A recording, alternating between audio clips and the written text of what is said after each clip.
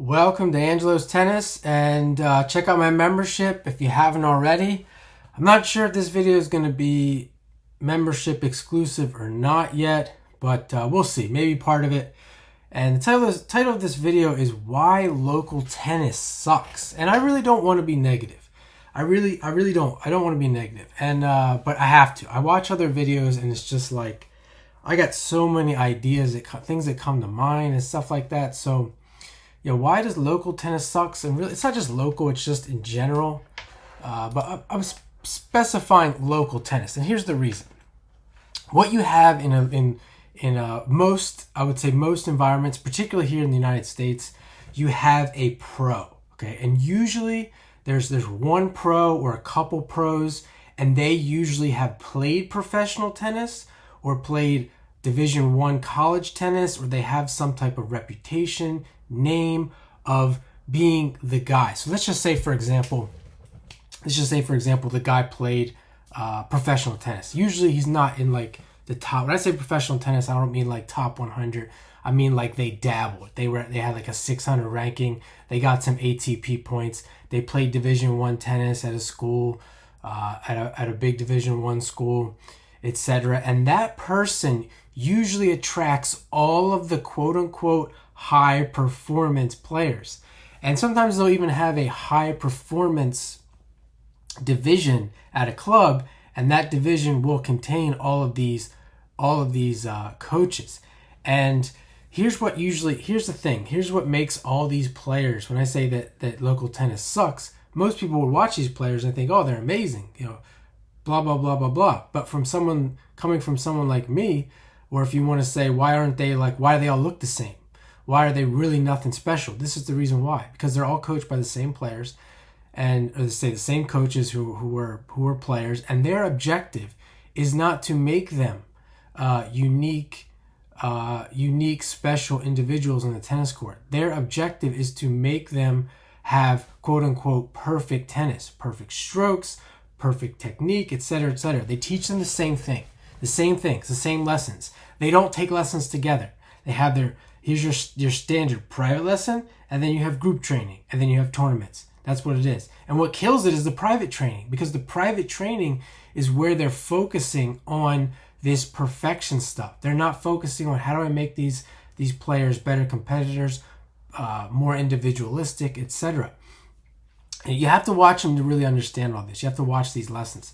And some of them are on YouTube. Some of them you got to go there and be like me. You've been a part of it. You've been around it. You got to be there in person. And then even the group training is not. It's not competition centered. It's not trying to pull the best out of a person. Do you have any fucking idea who you're talking to? I'm wanted in over 35 countries for shit you fucking ballerinas couldn't even imagine. You're angry? Oh, fucking nothing gets by you, does it? Good. You should be. You failure.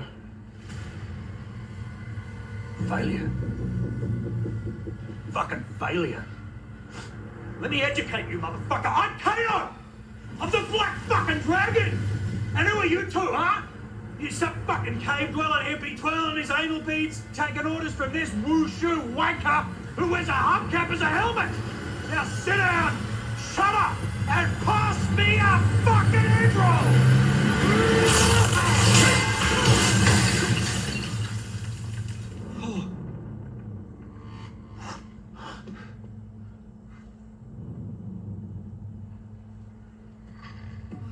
That was it, wasn't it? You all saw that. Laser beam! Better than fireball! It's usually, here's the lesson. Here's what we're going to do today. This is what I want you to do. This is what I want to see. It's all control. It's all control oriented. I want to see this. I don't, nothing spectacular. You won't see anybody in these lessons stand out. They can't do it. They'll be suppressed immediately. Imagine you have a kid taking a private lesson, and it's so intimate. It's just them and the pro. You think they're going to stand out? You never hear them grunting or anything like that. You're never going to hear any real power come out of them in a private lesson. And then even in the group lesson, you don't want to disturb the piece. You don't want to disturb the group.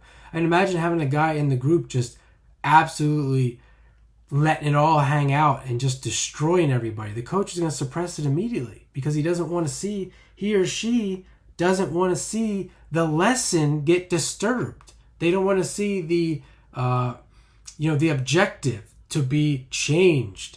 And see, that's where a coach like me, this is why I don't coach tennis anymore, because you can't do it. The players, somebody is going to suppress it. It might be a player going and complaining to their parent, or different coach complaining to a coach, etc. Someone is going to suppress it. They're going to look on, they're going to see the chaos, and they're going to say, I can't deal with the chaos. I don't know what's going on there. I don't know what this guy's doing. It could be a director. Someone is going to look on and say, I cannot stand this lack of control because I don't know what's going on here because I'm dumb. I'm a stupid person. However, they don't look at it like that. But I'm saying that's what is actually happening. They are not smart people. They don't know what's going on. They think they do. And I know I'm getting a little bit riled up here. That's why I might have to make this video membership only, because that's just like with the videos. People aren't gonna get it. Has to be chaos. It's the same thing when you're coaching little kids. Little kids want to express themselves. They got all this unique personality in them. Everyone's got a unique personality in them. And if they're not allowed to let it out to a certain degree, I mean, don't get me wrong. I've seen kids, I've had the worst of the worst, and some of them are real bad and they need to be shut down. They need to be they might probably need to leave the club. They're that bad. But I've seen this with little kids. You just to have the courage to let this chaos go on, because inevitably there's going to be a parent to come up to you and say, I don't know what's going on here, but this doesn't look right, because they don't know what the fuck they're talking about. They don't know shit.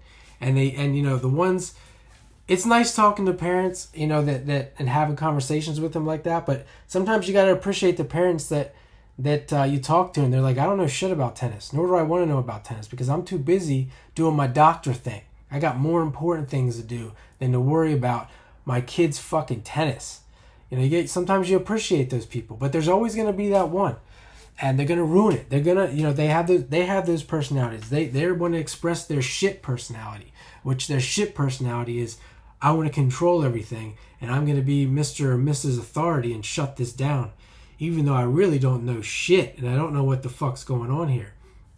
Always going to be one of them. But anyway, back to even the coaches. There's always, back to this coach the pro guy. See, the pro guy that does this, the pros, the club, they have ownership. They either physically have ownership because they have the club. This particularly happens in cold weather cities where they own the indoor space, because it's very costly and it's almost impossible to start a business and compete with them. And even if there's only one or two of them competitors, so they're really not competing anyway. So there's this ownership of the space where they don't need to shake things up. They don't need to do things the proper way. All they need to do is to make it work, turnkey, just like a business, which is smart. It's smart. But this is why it works. This is why it happens. And then you have the pros. Same thing. The pros, they don't want to shake things up. Let's say you're ranked 500 in the world. You own the community. No one's going to compete with you. No one.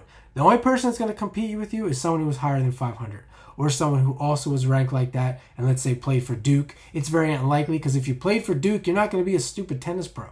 Sorry if I'm offending any tennis pros out there, but that's just the way it is. If you play for Duke, you're probably going to want to be a doctor or something, or a lawyer. You're going to wake up one day and realize, why am I going to do the tennis pro thing?